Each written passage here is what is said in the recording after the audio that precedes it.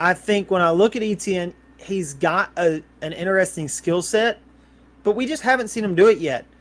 And my thing is, if you're drafting, I think you're drafting him at his ceiling right now. I guess is my biggest point. And I never want to draft somebody at their ceiling. James Robinson, Achilles tear in week 16, whatever, he's going to be ready for week 1. And whether that's smart or bad, I'm not saying I want him on my roster. He's going to take opportunities from Etienne.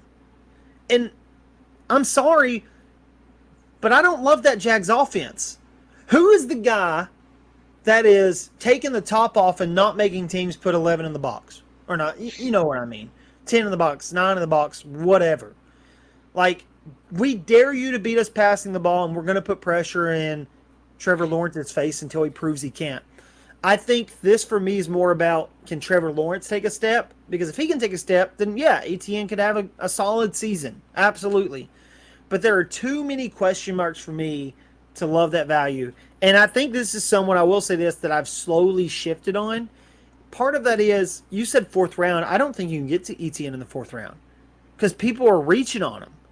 People are like, I'm afraid that guy's going to get him in the fourth round, so I have to take him here in the third.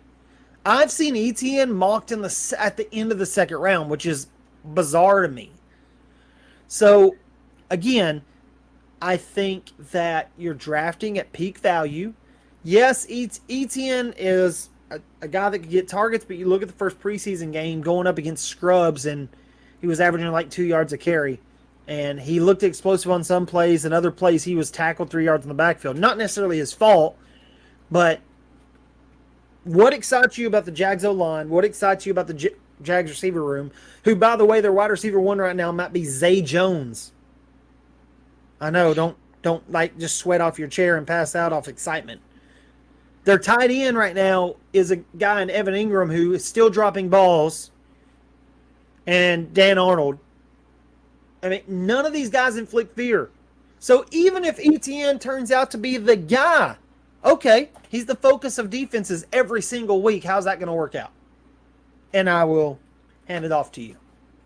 Okay, so one of my arguments is look at the Detroit Lions last year, right?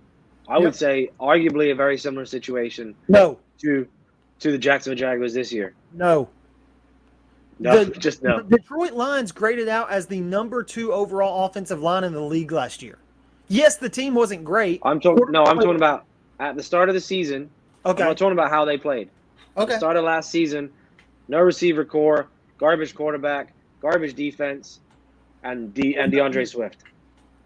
That was what we were looking at, right? But DeAndre Swift, what can he do? He's a good pass catcher. He's electric. He's highly efficient.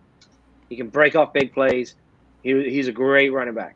That's what I look at with the Jacksonville Jaguars. Only the biggest difference is DeAndre Swift last year was going in the early second.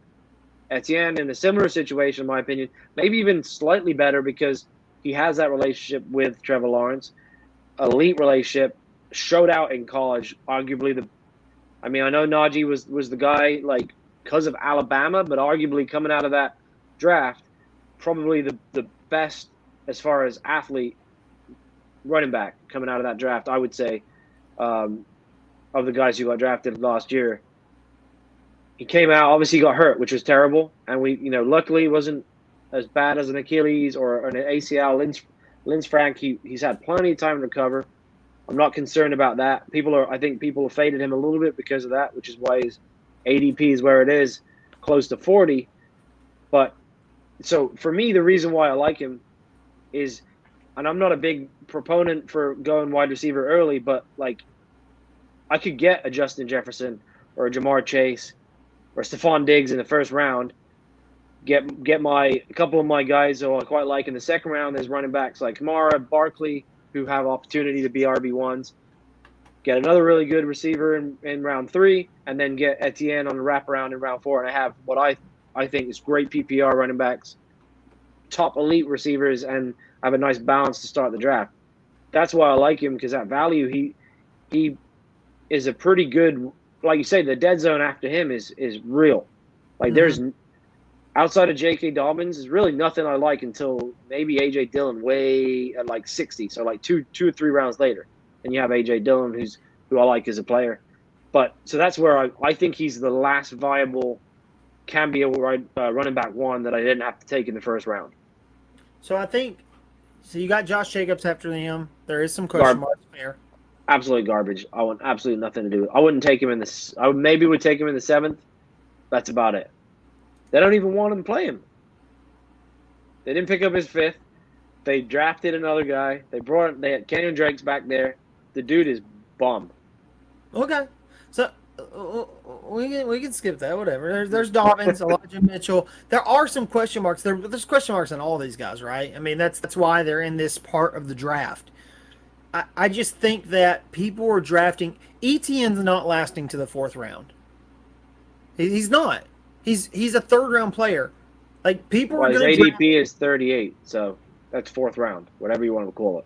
Yeah, I mean, if you can get him at 38, 39. Okay, I don't think he ever goes. I don't. I think people will draft him over David Montgomery. I think people will draft him over James Conner. Like, there's people that are going to reach. If you're sitting at 3-8 and you're worried that he's not going to get back to you at 4-5 in a 12-team league, you snag him at 3-8 and think, oh, I'm just going to get. Like, that's what's happening in these drafts that we are seeing, that you can go look at people's drafts. And so I understand that's what Sleeper ADP says. I don't think it will. And maybe that's a bad argument because we were saying ADP. So I think there's something to be worried about with a new coaching staff, not the people that drafted him there. And James Robinson is a threat. They are calling James Robinson the RB1 coming off an Achilles. They are literally calling him the RB1. Okay, but that's not. We saw what happened with Cam Akers, and Cam Akers, no offense to James Robinson, Cam Akers is a way better athlete than James Robinson. Absolutely. Prospected way better, and he came back around the same time scale and looked like a bum at the end of last season. Did he or did he not? James Robinson is not their running back. James Robinson is a 6th round pick. They don't have the investment. James Robinson doesn't have the relationship with Trevor Lawrence. Lawrence built it last year, but he built it last year. Not on the same level. He had 4 years with Travis Etienne. If Trevor Lawrence has to dump off, has to run for his life like we think he will with that offensive line, he is going to check it down to Travis Etienne. I would not be surprised to see him get 70 targets. And that's what you hope for. So I get the argument. I'm not knocking them fully. I just think there are more question marks there than people are willing to talk about.